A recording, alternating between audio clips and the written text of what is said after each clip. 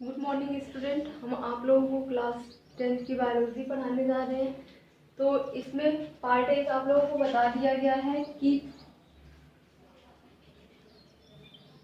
आज आप लोगों को पार्ट 2 बताना है। पार्ट आप लोगों को 1 में बताया गया था स्वपोषी किसे कहते हैं, परपोषी किसे कहते हैं। सबसे पहले आपको बताया गया था कि जैव प्रक्रम है क्या। दूसरे नंबर पे आप लोगों को बताया गया था जैव प्रक्रम कौन कौन सी प्रक्रियाएं प्रयुक्त होती हैं। दूसरा आप लोगों को बताया गया था कि पोषण कितने प्रकार के होते हैं।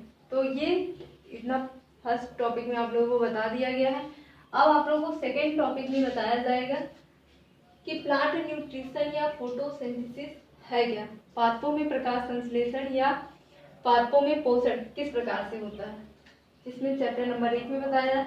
लाइफ प्रोसेस या न्यूट्रिशन जैव प्रक्रम फर्स्ट में आप लोगों को पोषण बताया जा रहा है। पोषण में आपको सेकेंड पार्ट बताया जा रहा है। फर्स्ट पार्ट में आप लोगों को जैव प्रक्रम है क्या बता दिया गया है और इसके अंतर्गत कितनी क्रियाएं होती हैं तो ये सब बताया गया है। तो आज हम पढ़ेंगे प्लांट न्यूट्रिशन या फोटोसिंथेसिस। तो प्लांट न्यूट्रिशन है क्या, पादपों में पोषण किस प्रकार से होता है। पादप जो होते हैं क्या होते हैं, स्वपोषी होते हैं। पादप स्वपोषी होते हैं। स्वपोषी और परपोषी या विषमपोषी, चाहे आप स्वपोषी कह सकते हैं, पहला पोषण होता है, दूसरा परपोषी या विषमपोषी।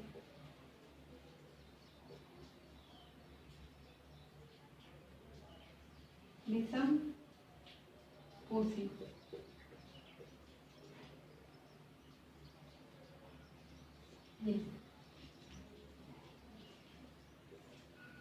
जंतु पौधे जो होते हैं सबसे पहले प्रोड्यूसर आते हैं। तो स्वपोषी जो होते हैं वो पेड़ पौधे आते हैं, पेड़ पौधे इसके अंतर्गत आते हैं, कुछ जीवाणु भी आते हैं। तो ज्यादातर इसमें पेड़ पौधों को ही रखा गया है। दूसरा है विषमपोषी या परपोषी। परपोषी किसे कहेंगे, जो डायरेक्ट इन पर निर्भर हो उसी को क्या कहेंगे, परपोषी कहेंगे। जैसे मनुष्य भी इन पे निर्भर है, क्योंकि आप देखते होंगे खेत में आप अनाज उगाते हैं, पेड़ पौधों सेब उगाते हैं, इन्हीं सबसे उगा के क्या करते हैं, उसका आप सेवन करते हैं। तो हम लोग विषमपोषी दूसरों पर निर्भर है।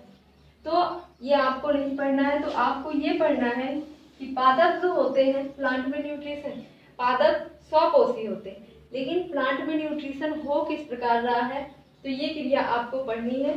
तो सबसे पहले आप जानते हैं कि पादप जो होते हैं अपना भोजन स्वयं बनाते हैं। तो अपना भोजन स्वयं बनाते हैं तो किस प्रकार बनाते हैं, सूर्य के प्रकाश की उपस्थिति में। सूर्य के प्रकाश की उपस्थिति में, प्लस क्या चाहिए, इसको जल चाहिए। दूसरा कार्बन डाइऑक्साइड चाहिए, क्लोरोफिल।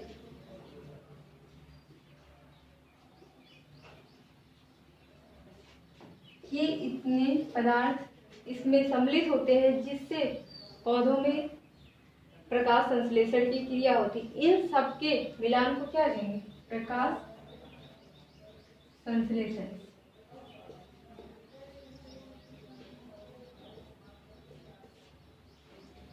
पौधे अपना भोजन कैसे बनाएंगे, सूर्य के प्रकाश की उपस्थिति में सनलाइट एब्जॉर्ब करेंगे।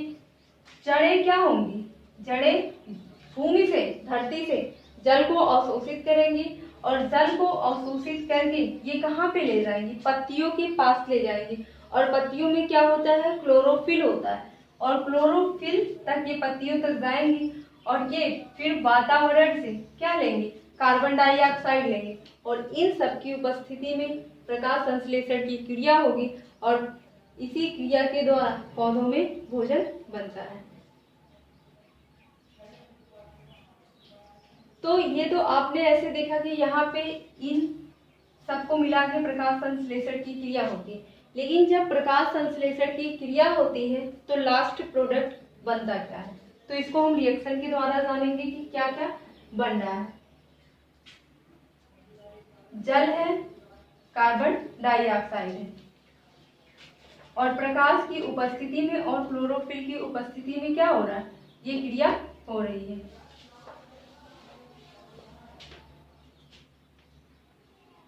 कार्बन डाइऑक्साइड लिया आपने प्लस जल। कार्बन डाइऑक्साइड को पौधे को कहाँ से मिलेगा, वातावरण से इसको मिलेगा, और जल भूमि से जड़ें क्या होंगी, सोख कर पौधों के सारे भागों में पहुंचाएंगी, और इसको ले जाने का काम कौन करेगा, जाइलम। अब ये दोनों क्या करेंगे, प्रकाश की उपस्थिति में, सूर्य के प्रकाश की उपस्थिति में, सूर्य के प्रकाश की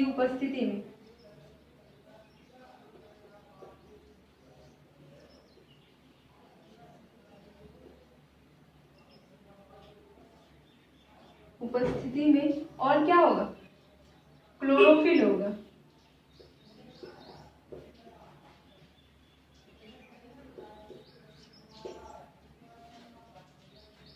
कार्बन डाइऑक्साइड और जल ये दो प्रोडक्ट होंगे, प्रोडक्ट नहीं, ये दोनों से मिलके क्या करेगा, पौधे में प्रकाश संश्लेषण की क्रिया होगी। कार्बन डाइऑक्साइड और जल सूर्य की उपस्थिति में क्लोरोफिल के कारण पौधे क्या करते हैं, प्रकाश संश्लेषण की क्रिया करते हैं, और प्रकाश संश्लेषण की क्रिया में बनता क्या है, C6H12O6 प्लस H2O बनेगा और ऑक्सीजन गैस निकलेगी, ये होती है।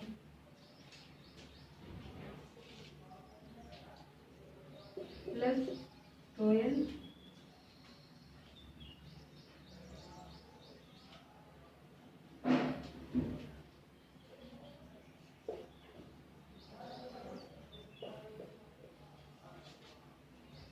कार्बन डाइऑक्साइड और जल सूर्य के प्रकाश की उपस्थिति में और क्लोरोफिल की उपस्थिति में क्या बना रहे हैं, C6H12 प्लस C6H12O6 प्लस जल और ऑक्सीजन, ये क्या है, ग्लूकोज है, ग्लूकोज और प्लस जल बना रहे हैं और ऑक्सीजन गैस निकाल रहे हैं। जब पौधे अपना भोजन बनाते हैं तो क्या करते हैं, वो ऑक्सीजन गैस निकालते हैं और कार्बन डाइऑक्साइड गैस ग्रहण करते हैं, क्योंकि ये कार्बन डाइऑक्साइड की उपस्थिति में ही भोजन बना रहे हैं। अगर कार्बन डाइऑक्साइड इनको नहीं मिलेगा तो ये भोजन नहीं बना सकते, या कार्बोहाइड्रेट्स भी कह सकते हैं, कार्बोहाइड्रेट्स, या मंड के रूप में इसको संचित करेंगे। कभी कभी क्या होता है, प्रकाश संश्लेषण की क्रिया कभी कभी नहीं होती। जब प्रकाश संश्लेषण की क्रिया नहीं होती है तो पादप अपना भोजन कैसे बनाते हैं। जब प्रकाश संश्लेषण की क्रिया नहीं होती है तो पादप अपने शरीर में वसा के रूप में, मंड के रूप में सुरक्षित किए रहते हैं। जैसे हम लोगों के शरीर में हम लोग डेली खाना ना खाएं तो कभी कभी थोड़ी टाइम के लिए हमको भूख लगेगा, फिर लगेगा कि हमने खाना खाया है, तो क्या होगा, जो हमारे शरीर में फैट रहेगा वही फैट हमको एनर्जी प्रोवाइड करेगा। तो इसी प्रकार पादप जो होते हैं कुछ वसा अपने शरीर में स्टोर करके रखे रहते हैं, और जब सनलाइट नहीं पाते हैं तो वो क्या करते हैं, उसी भोजन का उपयोग करते हैं। तो अगर क्लोरोफिल ना हो तब भी पौधे भोजन नहीं बना सकते, अगर सूर्य का प्रकाश ना हो तब भी भोजन नहीं बना सकते। वही पौधे भोजन सूर्य के प्रकाश की उपस्थिति में बनाते हैं, जिसमें क्लोरोफिल की उपस्थिति होती है, और जिसमें क्लोरोफिल नहीं पाया जाता वो सूर्य के प्रकाश में अपना भोजन नहीं बनाते। तो इसके कुछ घटनाएं होती हैं जो निम्नलिखित है। इस प्रक्रम के प्रक्रम की घटनाएं इस प्रक्रम की निम्नलिखित घटनाएं होती हैं।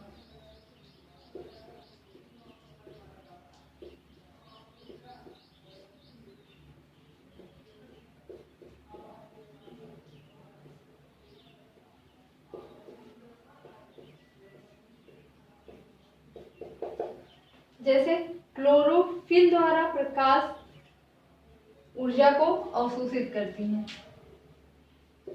क्लोरोफिल द्वारा प्रकाश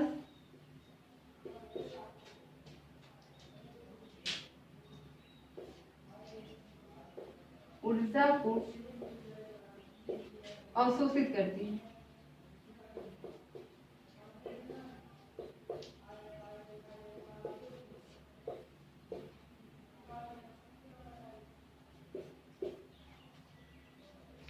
और दूसरा पॉइंट है, ये प्रकाश ऊर्जा को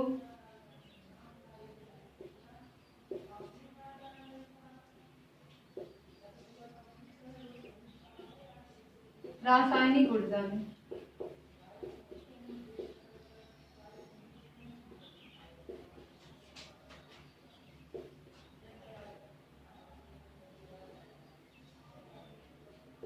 रूपांतरित करती है।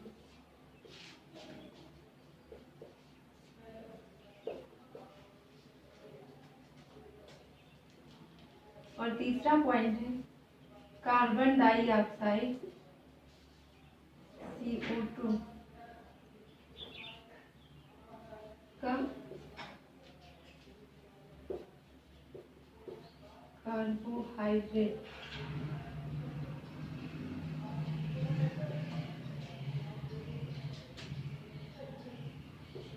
में अपचयन करते हैं।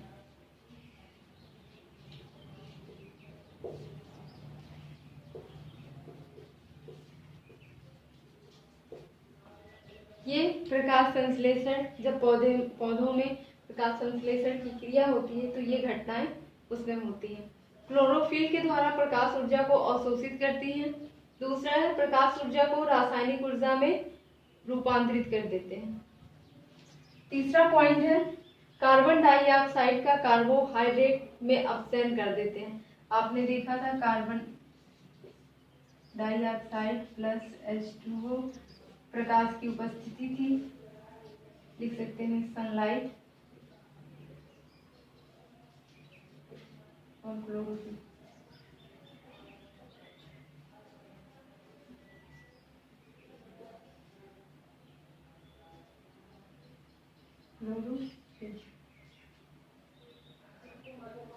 C6H12O6 बन रहा था, जल बन रहा था और ऑक्सीजन बन रहा था।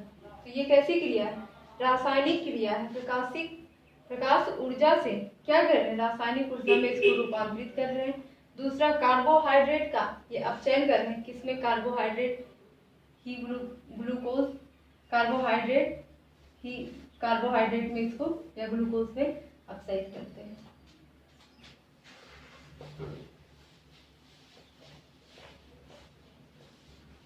इसके बाद आता है प्रकाश संश्लेषण का कार्यस्थल। प्रकाश संश्लेषण क्रिया कहाँ पे होती है?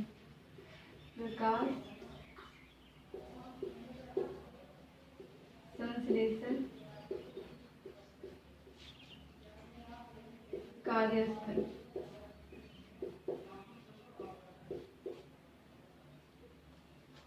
साइट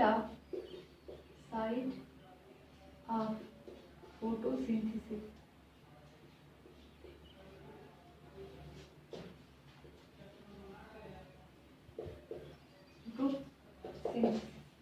प्रकाश संश्लेषण की क्रिया कहाँ पे होती है? तो आपको पता है, प्रकाश संश्लेषण की क्रिया पत्तियों के हरित लवक में होती है। पत्तियों के हरित लवक में।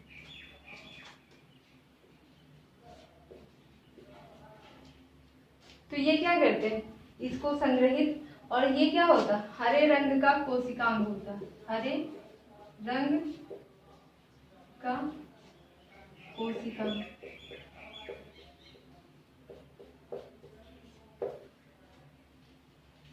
प्रकाश संश्लेषण की क्रिया जो कार्यस्थल है कहाँ पे हो रहा? पत्तियों के हरित लवक में हो रहा। और ये हरित लवक क्या है? हरे रंग का कोशिकांग है, जिसके कारण पौधे हरे रंग के दिखाई देते हैं। और ये किस आकार का होता है? अगर इसकी आकृति देखी जाए, पत्तियों में यह हरे रंग का चपटा तथा फैला हुआ भाग होता है। इसकी आकृति कैसी होती है?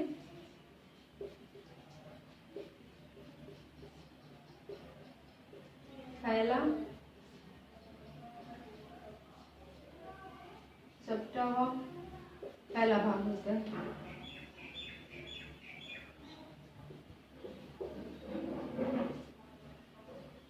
फैला हुआ होता है। इसे बाह्य जनित भी कहते हैं। इसकी उत्पत्ति जो होती है हरित लवक की, बाह्य जनित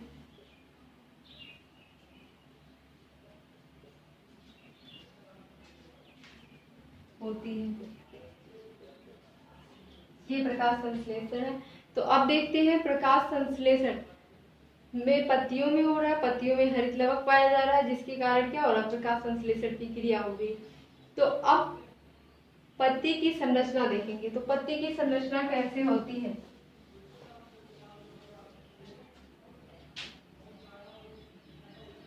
पत्ती की संरचना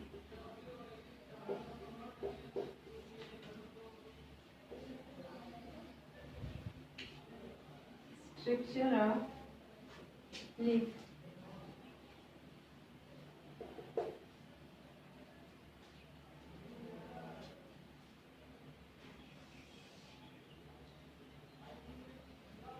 आपने देखा होगा बीज पे इस प्रकार की पत्तियों के पाया जाता है और पत्तियां इस आकृति में होती हैं।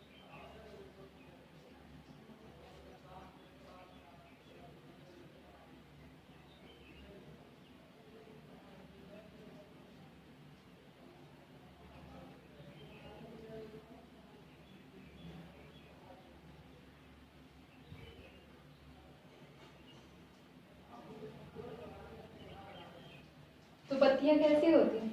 इसी आकृति की होती है। पत्ती की संरचना ऐसी होती है। इसको बाहर से देखेंगे तो पत्ती कैसी दिखाई देगी? इसी प्रकार दिखाई देगी। तो इसे क्या कहेंगे? मध्य सिरा।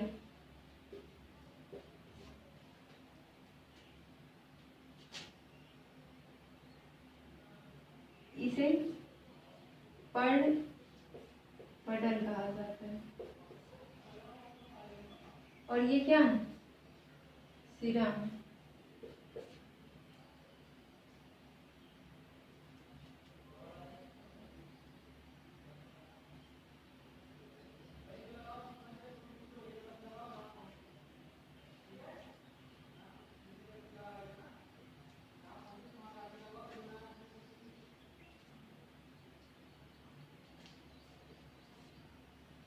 इसे पर्णधार कहते हैं।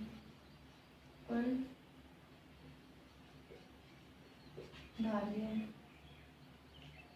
दूसरा है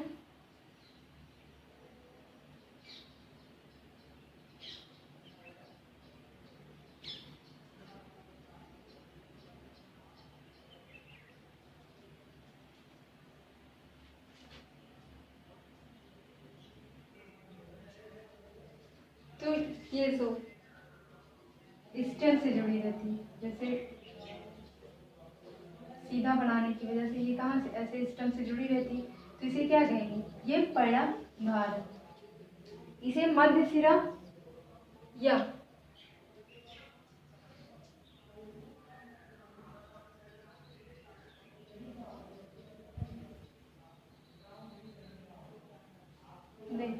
इसे पर्णपटल या सिराएं कह सकते हैं, क्योंकि ये जो निकली है पतली पतली क्या है?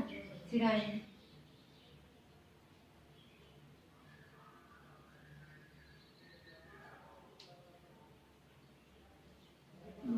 सिराई। और ये क्या है? पर्ल पटल। तो जो पत्ती होती है उसके कितने भाग होते हैं? 4 भाग होते हैं और एक पर्ल वृंत होता है या पर्ण पटल कह सकते हैं। पर्ण वृंत या पर्ण पटल कहते हैं। तो सबसे पहले जो इसके 4 भाग होते हैं आप देखेंगे।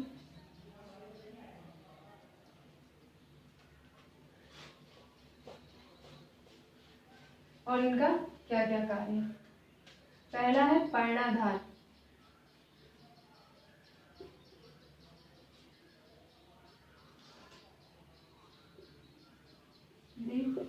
बेस।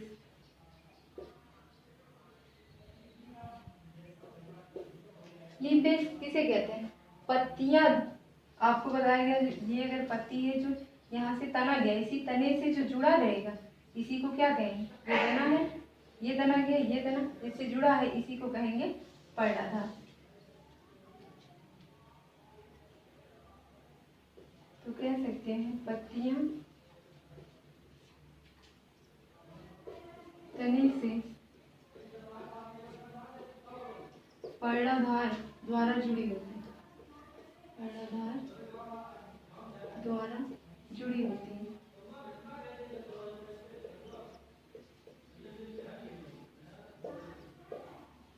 दूसरा है पर्णधार।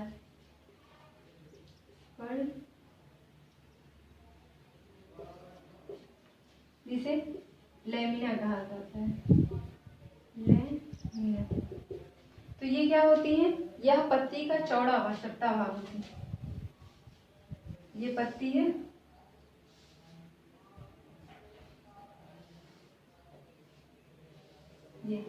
ये पूरा भाग चौड़ा भाग चपटा भाग कहलाती है। पर्णधार को पत्ती का या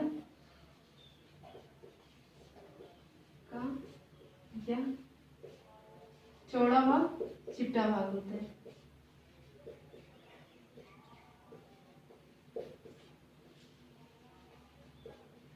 भाग होता है। तीसरा है सिराई। पत्ती में जो इस प्रकार ऐसे पतली पतली स्किल्स निकली रहती, बेन्स निकली रहती, उन्हीं को सिराई कहते हैं। और जो क्या करती हैं? जल ले जाने का कार्य करती हैं। जल ले जाने का कार्य करती हैं।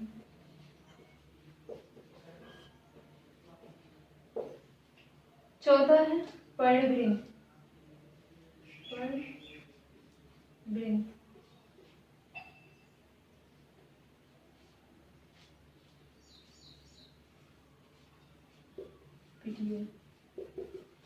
तो ये क्या है? पत्ती का वृंत पर्णवृंत ही कहलाता है। पत्ती का वृंत पर्णवृंत कहलाता है।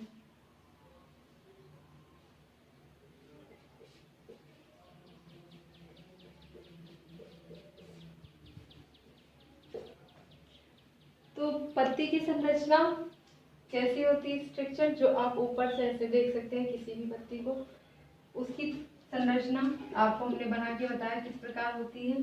तो उसके 3 भाग होते हैं। पत्ती की संरचना में जो 3 पार्ट होते हैं। पहला होता है पर्णाधार, लीफ बेस जिसे कहते हैं। पत्तियां तने से पर्णाधार जिससे जुड़ी होती हैं। ये स्टेम है और यहाँ से पत्तियां ऐसे निकली हैं, तो इसे क्या कहेंगे? पर्णाधार कहेंगे, लीफ बेस। दूसरा है पर्णधार लैमिना, यह चौड़ा व चिपटा भाग होता है। ये पूरा चौड़ा और इसकी जो पतली सी हैं उन्हें लैमिना कहते हैं। सिराई बीन्स, ये जो इसमें पतली पतली सी सिराएं निकली रहती हैं, इन्हीं को डंठल जिसे आप कहते हो सिराएं कहते हैं, बीन्स। और ये क्या कार्य करती हैं? जल को ले जाने का कार्य करती हैं। पर्णवृंत, पत्ती का वृंत ही पर्णवृंत कहलाता है। तो अब इसकी आंतरिक संरचना भी होती है। तो आंतरिक संरचना में इसके 2 पार्ट होते हैं। पहला बाह्य त्वचा होता है और दूसरा होता है आंतरिक।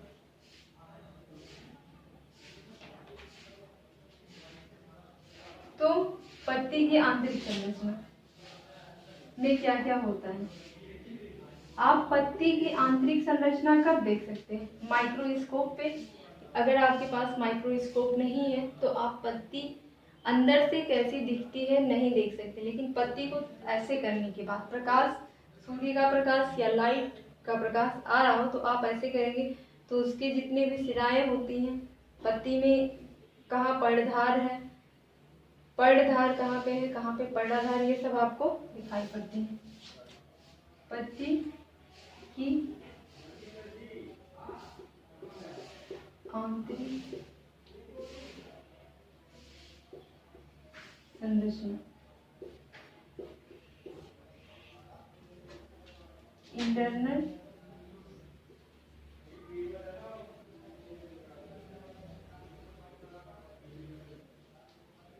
स्ट्रक्चर ऑफ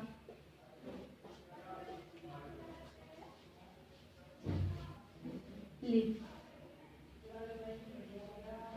तो इसमें कई भाग आते हैं।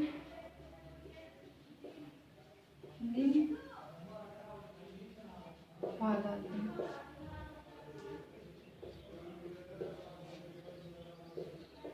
तो पहला भाग क्या है? बाह्य त्वचा।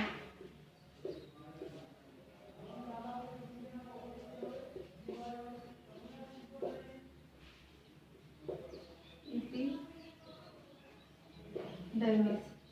आप किसी भी पादप की पत्ती लेंगे तो उसपे से आप एक झिल्ली जैसी, बहुत पतली सी झिल्ली जैसी संरचना दिखाई देती है, जिसे एपिडर्मिस कहते हैं। जैसे ये क्या, ये पत्ती है, हमने इसके से बनाया इसलिए ये इतनी मोटी होगी। तो आप इसको अगर निकालना चाहें, बहुत बारीकी, बहुत पतली सी क्या निकलेगी, एक झिल्ली जैसा पदार्थ, झिल्ली जैसी पतली सी निकलेगी परत, जिसे आप कह सकते हैं एपिडर्मिस, या कोशिकीय परत जिसे कह सकते हैं, या कोशिकीय परत भी कह सकते हैं। पर कह सकते हैं। इसके बाद इसमें भी कई भाग आते हैं। ऊपरी बाह्य त्वचा,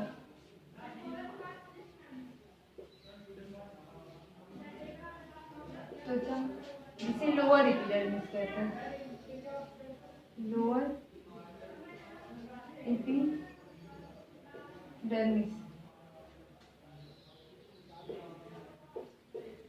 तो ऊपरी बाह्य त्वचा जिसे आप क्या कह सकते हैं, लोअर एपिडर्मिस। तो ये क्या होती है, यह मृदुतक कोशिकाओं की बनी होती है। यह किस कोशिकाओं की बनी होती है? मृदुतक कोशिकाओं का।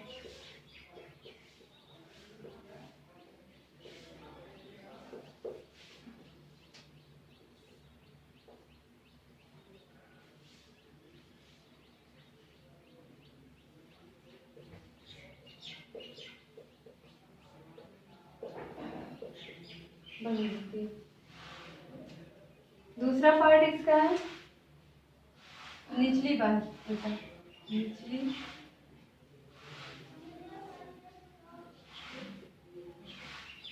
बाह्य त्वचा, लोअर एपिडर्मिस। सॉरी, इस पे अपर होना चाहिए था, ऊपरी का अपर होगा और इसका लोअर होगा, लोअर एपिडर्मिस।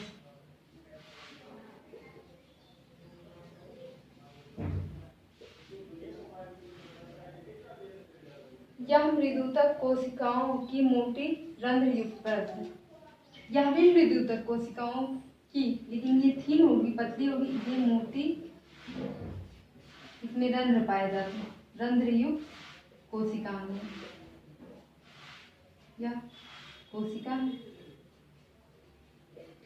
लास्ट आता है रंध्र और रंध्र कोशिकाएं।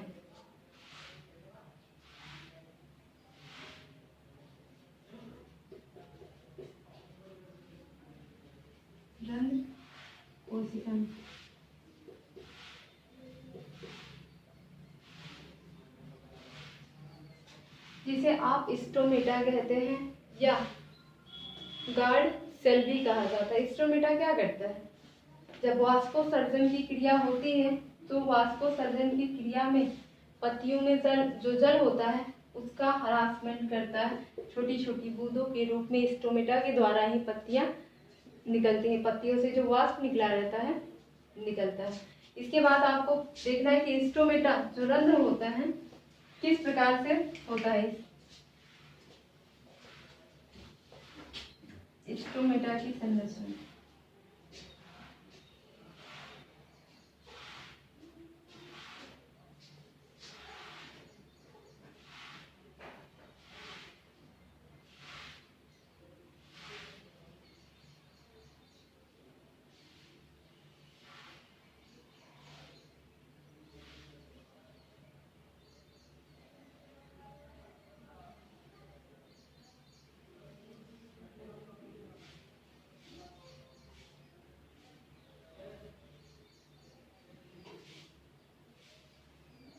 इस प्रकार बन होते हैं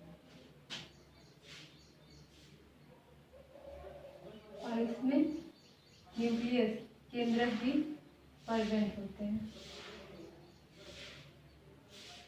ये क्या है? केंद्रक। और ये क्या है? रंध्र छिद्र। वाष्पोत्सर्जन की क्रिया में क्या होता है? ये रंध्र छिद्र बंद होता है इस तरह, लेकिन जब वाष्पोत्सर्जन की प्रक्रिया होती है तो ये इस तरह खुल जाता है। और जब ये इस तरह खुल जाता है तो क्या होता है? ये जो इसके अंदर वाष्प रहते हैं स्टोमेटा जल जो रहता है इसका ह्रास करने लगता है। इसके अंदर जो जल होंगे उसका ह्रास करने लगता है। किसके थ्रू? रंध्र के थ्रू। और इसमें कुछ रक्षक कोशिकाएं पाई जाती हैं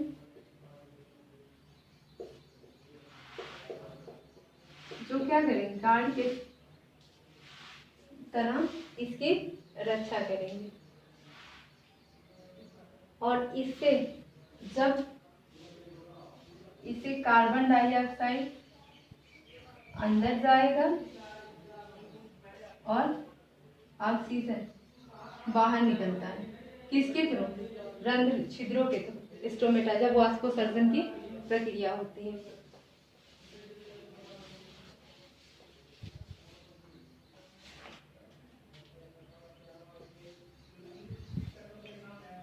दूसरा है, तीसरा आता है हरित लवक।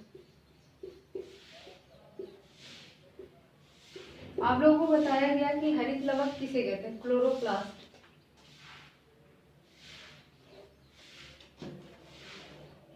ये हरे रंग के होते हैं। ये पहले भी आप लोगों को बता दिया गया। ये हरे रंग के होते हैं।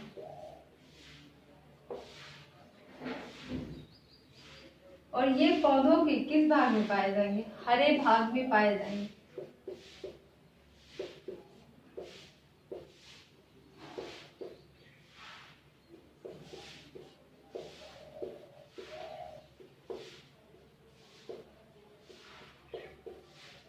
जैसे पत्ती।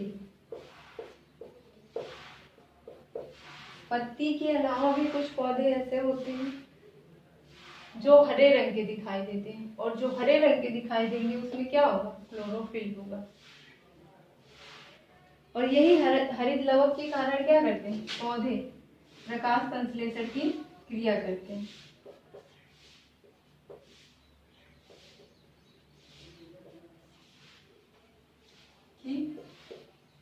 क्रिया करते हैं।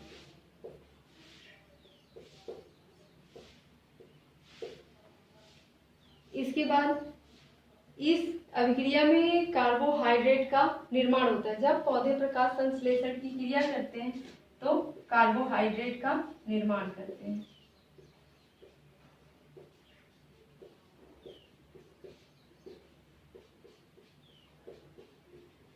आप लोगों को कई बार बताया जा चुका है किस प्रकार कार्बन डाइऑक्साइड जल प्रकाश की उपस्थिति में और क्लोरोफिल की उपस्थिति में कार्बोहाइड्रेट का निर्माण करते हैं। ये हरित लवक में होता है। इससे भी और कुछ संरचनाएं होती हैं, इसके भीतर होती हैं। इसमें द्रव भरा रहता है, लिक्विड भरा रहता है। अगर कोई भी पदार्थ, कोई भी अंग हो, अगर उसमें द्रव नहीं रहेगा, लिक्विड नहीं रहेगा, तो क्या करेंगे, उसकी जो कोशिकाएं होंगी वो गति नहीं कर पाएंगी, एक स्थान से दूसरे स्थान तक नहीं जा सकती, तो कोई भी क्रिया वहां पे संपन्न नहीं हो सकती। तो इसीलिए जितने भी कोशिका होंगे उसमें द्रव भरे रहेंगे, क्योंकि ये भी एक प्रकार का, हरित लवक भी एक प्रकार का क्या है, कोशिकांग है।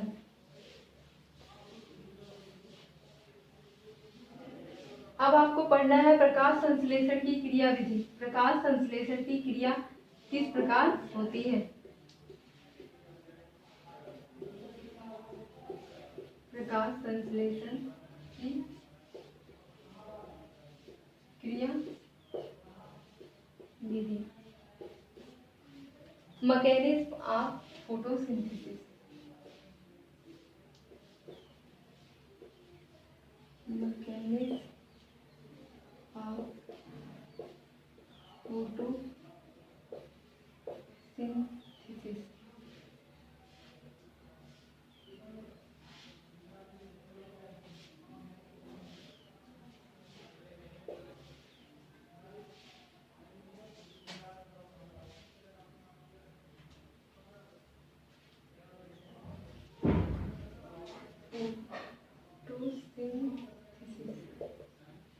तो प्रकाश संश्लेषण की क्रिया विधि दो प्रकार से होती है।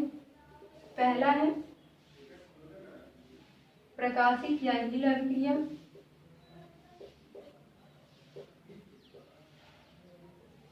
प्रकाशिक या गील अभिक्रिया।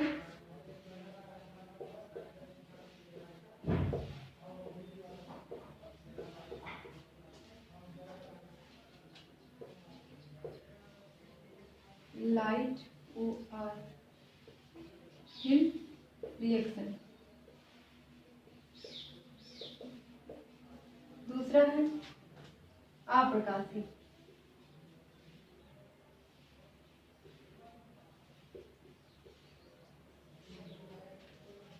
अभिक्रिया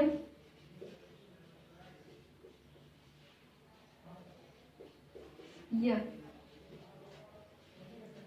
केल्विन चक्र। केल्विन चक्र।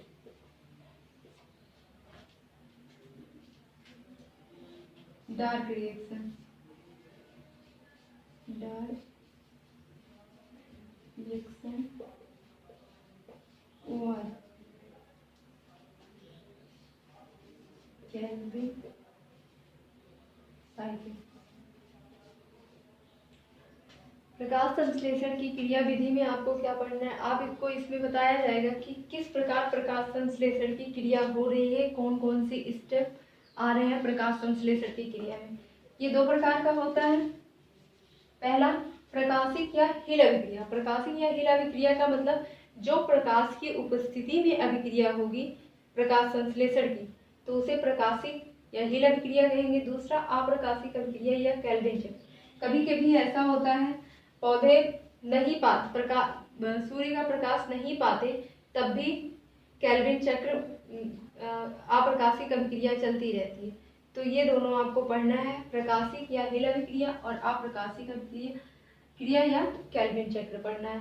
तो आज आप लोगों को बस इतना ही बताया जाएगा, प्रकाशिक या हिल अभिक्रिया और अप्रकाशिक अभिक्रिया या केल्विन चक्र आपको दूसरे पार्ट में बताया जाएगा, पार्ट नंबर 3 में।